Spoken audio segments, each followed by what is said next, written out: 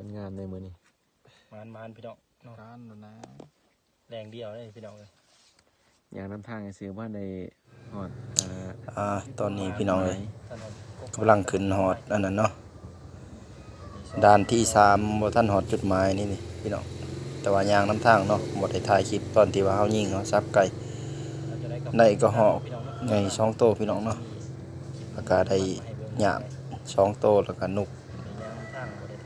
จระโคกหรือว่านุกกกตัวหนึงเนาะตอนนี้กำลังพักผ่อนหาที่พักก่อนเพราะว่าไก่สิค่ำแล้วเนาะไปเที่ยวนี่ถนนจุดหมายแต่ว่ามันแล้วพี่น้องเซฟตอนนี้กำลังทำการให้กินเนาะปิงก็หอกแล้วก็ผักก่อยหยามเนาะพี่น้องเนาะนี่เป็นอาหารปลาสัตว์ดีหลายสัตว์เลิศเนาะพี่น้องเนาะแซ่บหลายอาหารแบบนี้เป็นห้างผัวเฮาหากินได้ยากเนาะโดนกินเถื่อพี่น้องเอ้ยจะได้ก็ฝากติดตามช่องของเฮาเด้อพี่น้องเด้ออย่าลืมกดไลค์กดแชร์